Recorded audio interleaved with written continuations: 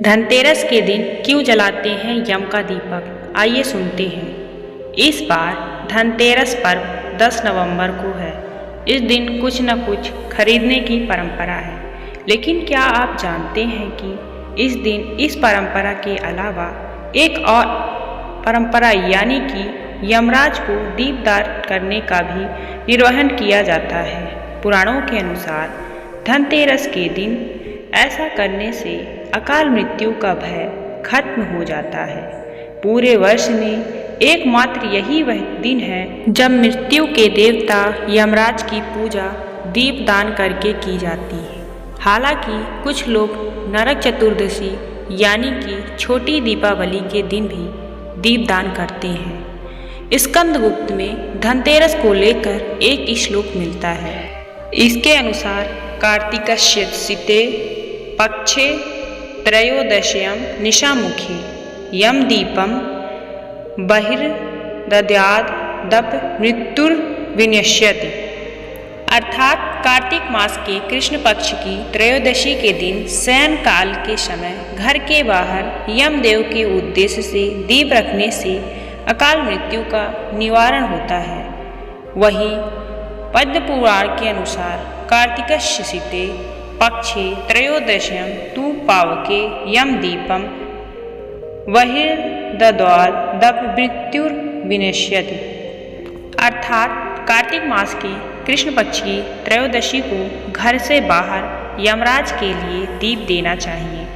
इससे मृत्यु का नाश होता है। देश के अधिकांश भागों में इनके नाम पर दीपदान की परंपरा है। दिवाली के 2 दिन पूर्व धन्वंतरी त्रयोदशी के सनातन मिट्टी का पूरा दीपक लेते हैं। इसमें तिल का तेल डालकर नवीन हुई बत्ती रखते हैं और फिर इसे प्रकाशित कर दक्षिण की तरफ मुंह करके मृत्यु के देवता यम को समर्पित करते हैं। अनाज की डेयरी पर रख देते हैं और प्रयास यहाँ रहता है कि यह रात भर जलते रहे। पूछे नहीं क्यों प्रकाशित करते हैं, यह दीपक क्या है, इसका रहस्य। इस संबंध में एक रोचक और सुंदर पुराण कथा मिलती है। कहते हैं बहुत पहले हंसराज नामक एक प्रतापी राजा था। एक बार वह अपने मित्रों, सैनिकों, अंगरक्षकों के साथ जंगल में शिकार खेलने गया। संयोग से राजा सबसे बढ़कर अकेला रह गया और भटकते हुए एक अन्य राजा हेमराज के राज्य में पहुंच गया। हंसराज का भव्य स्वागत किया। उसी रात हेमराज के यहाँ पुत्र जन्म हुआ।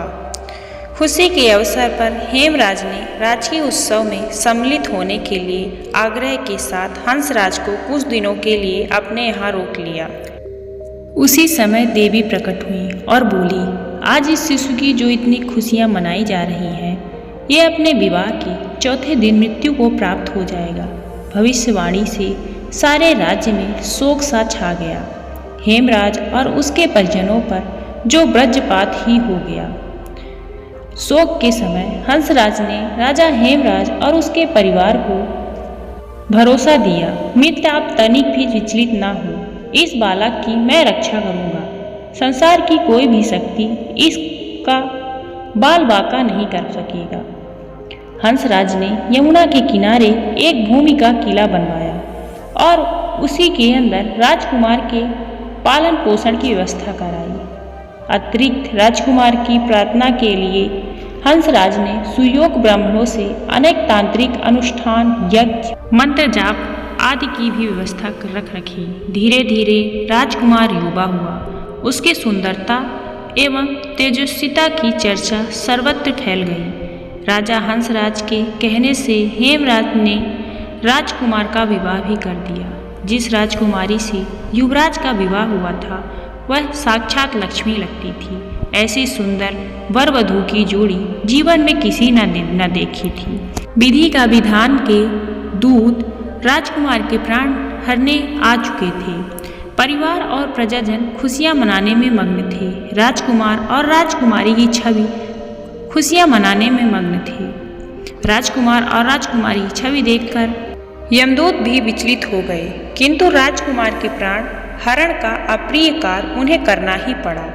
यमदूत जिस समय राजकुमार के प्राण लेकर चले, उस समय ऐसा हाहाकार मचा और दारुण दृश्य उपस्थित हुआ जिससे द्रवित होकर दूत भी स्वयं रोने लगे। इस घटना के कुछ समय पश्चात एक दिन यमराज ने प्रसन्न मुद्रा में अपने दूतों से पूछा, दूतों, तुम सब अनंत काल से पृथ्वी के जीवों का प्राण हरण करते आ रहे हो, क्या तुम्हें कभी किसी जीव पर दया आई है और मन में यह विचार उठा है कि इसे छोड़ देना चाहिए। यम के दूत एक दूसरे का मुंह देखने लगे। यमराज ने उसके संकोच को भांप कर उन्हें उत्साहित किया, झिझको मत, अगर ऐसा प्रसंग आया हो तो निर्भय होकर बताओ। इस पर एक दूत ने सिर झुकाकर निवेदन किया, मृत्युदेव, ऐसे प्रसंग तो कम ही आए हैं, किंतु एक घटना अवश्य हुई है जिसकी स्मृति मुझे आज भी विगलन कर देती है। यह कहते हुए दूत ने हेमराज के पुत्र के प्राण हरण की घटना सुना दी।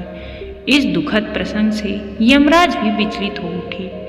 इसे लक्ष्य करके दूत बोला, नाथ, क्या कोई ऐसा उपाय नहीं है जिससे इस प्रकार की अकाल मृत्यु से प्राणियों के छुटकारा मिल जाए। इस पर यमराज ने कहा, जीवन और मृत्यु सृष्टि का अटल नियम है तथा इसे बदला नहीं जा सकता, किंतु धनतेरस को पूरे दिन का व्रत और यमुना में स्नान कर धन्वंतरी और यम का पूजन दर्शन अकाल मृत्यु से बचाव कर सकता है।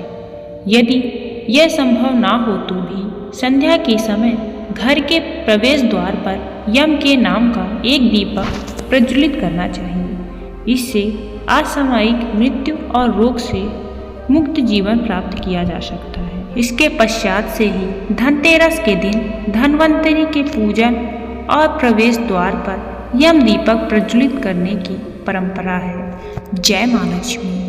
ऐसे ही और वीडियो के लिए हमारे चैनल को सब्सक्राइब करें। धन्यवाद दोस्तों।